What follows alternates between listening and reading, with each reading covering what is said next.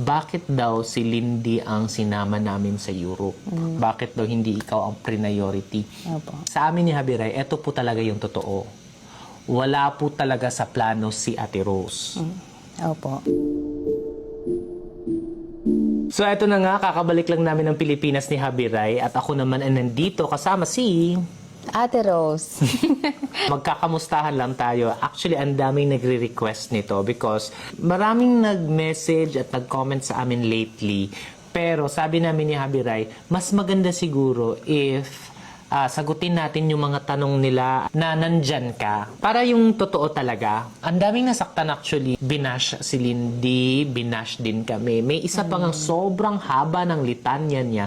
Bakit daw si Lindy ang sinama namin sa Europe?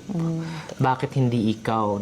Nalungkot daw siya para sa'yo. Tapos may iba pa na nag-comment talaga na siguro sasabihin ni Ate Rose okay lang sa kanya pero kung ako nasa posisyon ni Ate Rose masakit sa dibdib ko. Si Lindy actually yung pinakakawawa because inattack siya na para bang lumaki yung ulo niya or parang pinalitan kanya kasi ikaw daw talaga yung original, di ba? Ikaw ang first. Bakit daw hindi ikaw ang priority? Opo. So yung vlog na to, everything will be the truth. Yung totoo lang. From our end, sa amin ni Habiray, eto po talaga yung totoo. Wala po talaga sa plano si Ate Rose. Opo. At wala din sa plano si Lindy. Yung isa nga nag-comment na sobrang haba ng litanya, sabi niya, all this time si Lindy lang naman talaga ang gusto nyo. Pinaasa nyo lang si Ate Rose. Na kunwari daw, sinamahan ka na kumuha ng passport, tapos ganun, para lang daw pampalubag-loob, para daw ganahan ka, pero wala daw talaga ikaw sa plano. Tapos si Lindy daw talaga all this time lang gusto namin na isama. Kaya yung iba, may sabi pa doon na si Lindy daw ay manunuklaw daw yung future, tatry do rin daw talaga ikaw at kami. Ito talaga yung totoo. Wala talaga sa plano si Ate Rose at si Lindy. Opo. Okay. Sino talaga yung dapat namin isasama? Yung ate po ni Sir Rai. Yes. Birthday gift sana ni Rai, namin ni Rai para kay ate. Or June or July, we had this collaboration with Travel Specialist Ventures. Very promo na rate. Gagawa kami ng team of 15 people. Isasama namin for a Habibi European getaway. So given nakasama na kami ni Habiray, kinausap ko si Habiray, sabi ko, you know what? I think it's a good time na magbanding tayo with our mamas. Ako gusto ko i-treat si mama ko. Sabi din ni Habiray, siya din daw, isasama din niya yung mama niya. Moms and son bonding. Tapos sabi ni Rai na, yung ate niya magbe-birthday, gusto niya isama na rin para mas masaya. Yun talaga yung original plan. Di ba? Opo.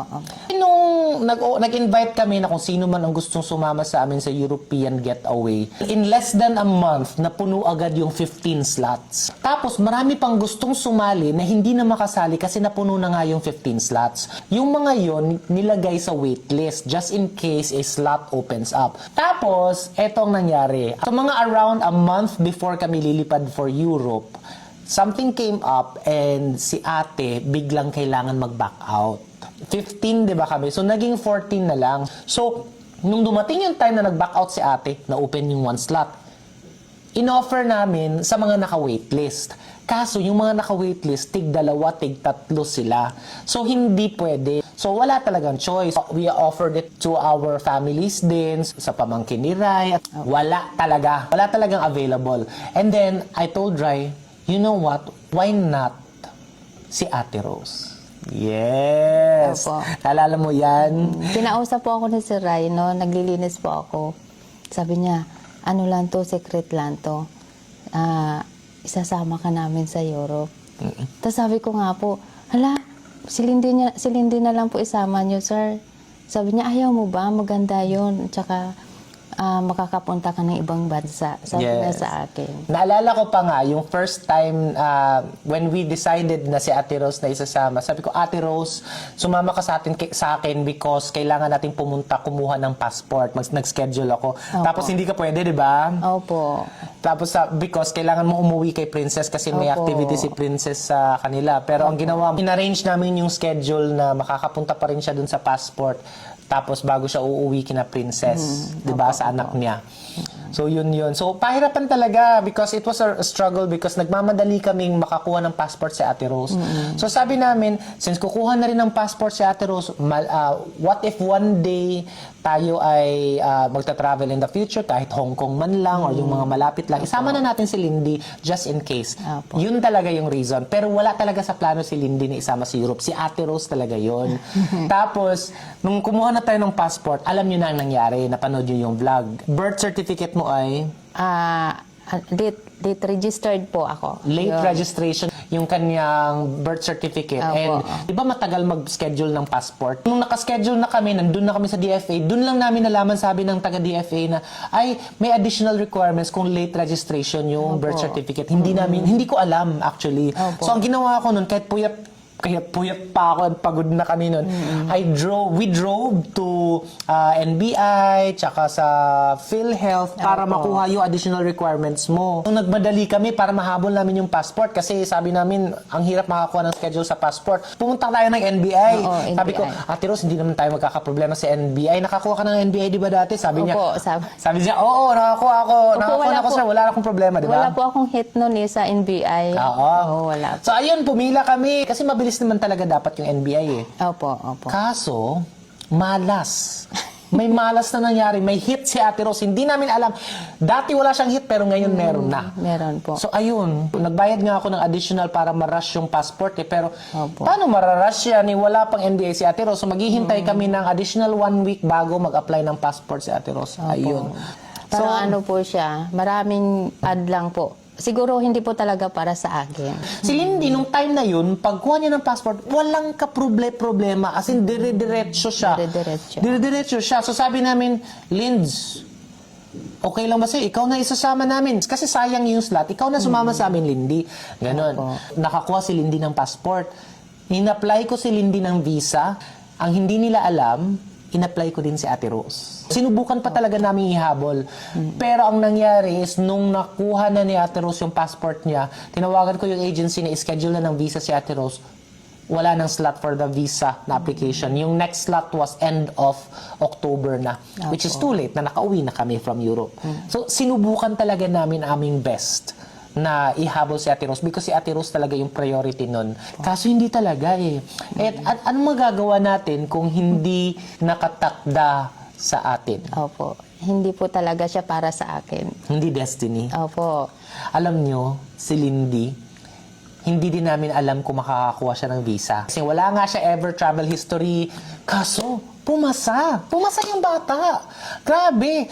Talagang, para sa kanya siguro talaga to, sabi ko. Isa pa, sabi ko talaga, kinakabahan na si Lindy sa airport. Opo. Kabado nga po siya kasi sa interview daw po, sir. Sa immigration. Opo. Sabi ko talaga kay Lindy, alam mo, maniniwala ako sa swerte mo kung dire-diretso ka sa immigration walang tanong. This is the truth. Lahat kami ng 15 na member ng tour, dumaan kami ng immigration. In-interview lahat. Opo. Si Lindy hindi. Wow. Pagdating niya sa immigration, walang tanong-tanong, tiningnan yung papeles niya, approve agad, dire-diretso siya. O, di ba? Galing. Ganun talaga. Sabi ko talaga, meant to be. Meant to be. Hindi natin pwede kontrahin kung anong tinakda para sa atin. Walang hadlang. Dire-diretso po. Hindi ibig sabihin na kung hindi ibinigay sa atin ngayon, hindi tayo ganun kamahal Opo. or hindi tayo pinaburan ng Diyos. Hindi. It's just right timing. It's just right timing. At saka ako po, sabi nila, hindi daw ba ako naiinggit, sir? Nababasa ko po marami. Kasi sa akin, sir, wala talaga akong inggit kay Lindy. Kasi wala naman po magandang maidulot na inggit sa katawan natin. Kaya hindi talaga ako naiinggit kay Lindy. Actually, before pa lang, sabi ko, Ate Rose, I want you to know, gusto kong malaman mo, nilaban talaga kita. Sinubukan ko lahat, pero sorry, hindi talaga eh. Alam mo yung sagot ni Ate Rose? Sabi niya sa akin, okay lang sir, at least makakasama si Lindy. Opo. Masaya po ako para kay Lindy, sir eh. Actually, yung mga bashers ni Lindy, hindi siya kilala. Hindi to nakikita sa mga vlog nung time na bumili ka na ng lupa mo. Tinanong ko si Lindy, Linz, anong pakiramdam mo na si Ate Rose meron ng property, bumili ng sariling lupa, ikaw ba ay naiinggit o gano'n? Sabi niya, hindi sir, masaya ako para kay Ate Rose. Ganon si Lindy. We have to be grateful, to be thankful of the blessings at marunong tayong magbigay sa kapwa. At marunong tayong mag-celebrate sa isa't isa, maging masaya para sa isa't isa. Mahal tayong lahat ng Diyos at kanya-kanya tayong may sariling mga tadhana at sariling panahon for our dreams to come true. Yes.